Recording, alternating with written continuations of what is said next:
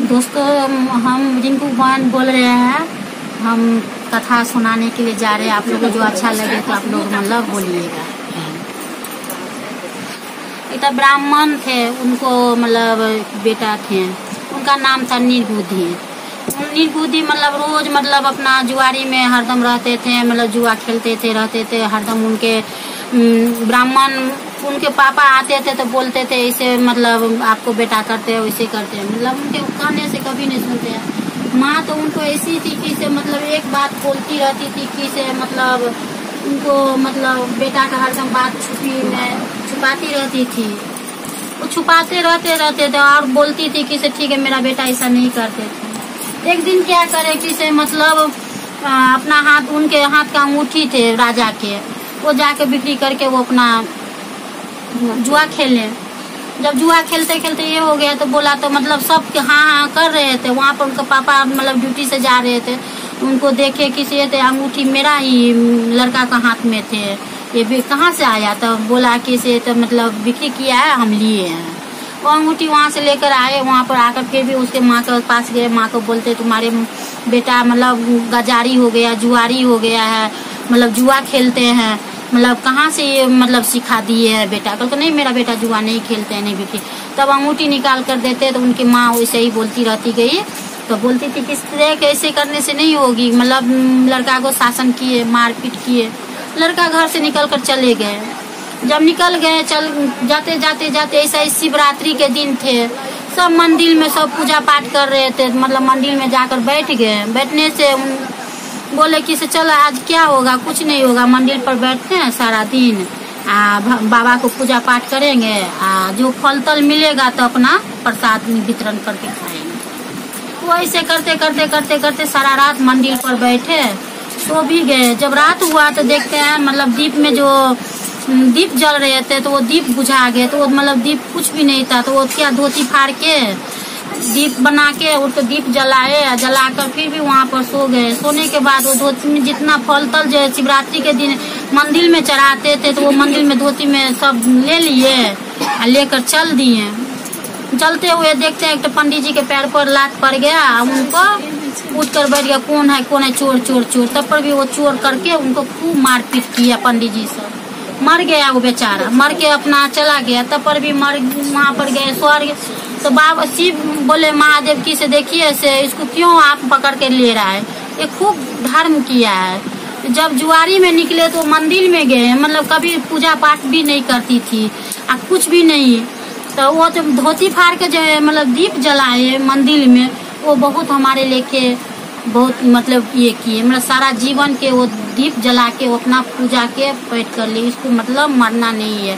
फिर भी वहाँ से मंदिर से वो बाबा को वहाँ पर से घुरा दिए, घुरा के उनको प्रणाम दिए कि उसको मतलब नया बुद्धि, नया ज्ञान मतलब बहुत अच्छे से मतलब प्राप्त किए बाबा।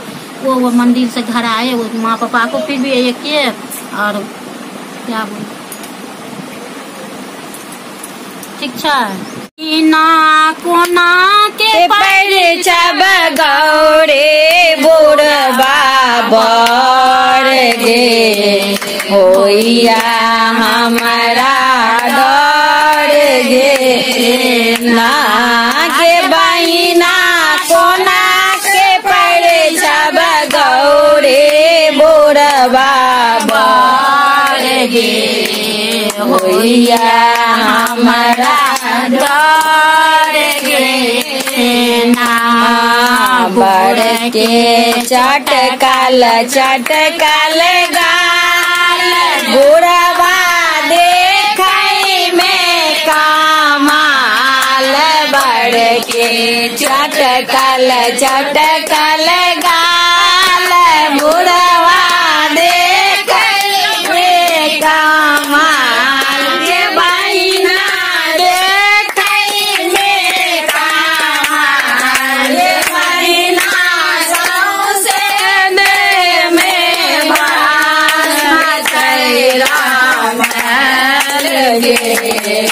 होइया हमारा डर गे नागे बहिना सौसे दे में भस्म छै राम होइया हमारा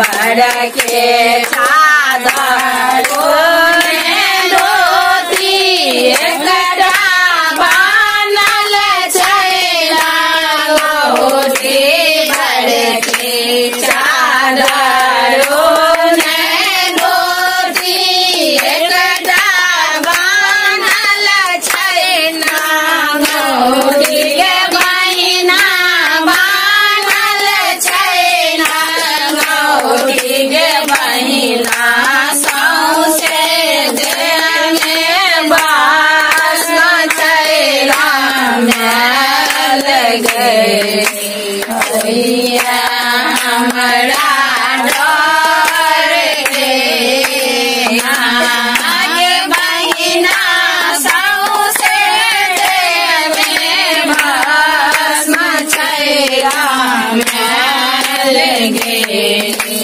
होइया हमरा डर गे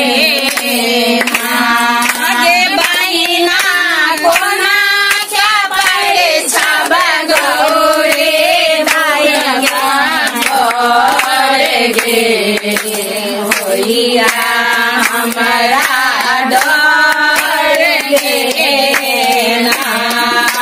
बड़ के भूत बड़े सबरिया के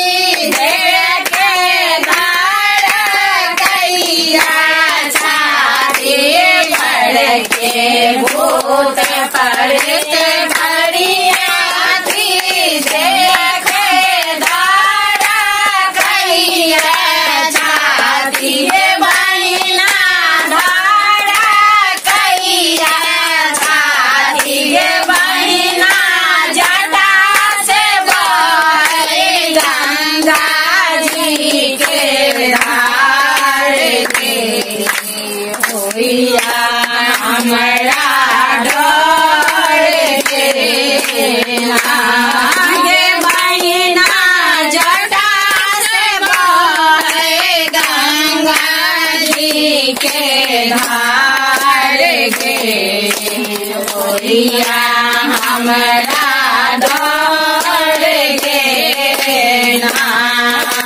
पहिला दाया सब मांगब दोसरा में चर्चा मिल के करब पहिला में दाया सब मांगब दोसरा में चर्चा मिल के करब बहिना चर्चा मिल के करब बहिना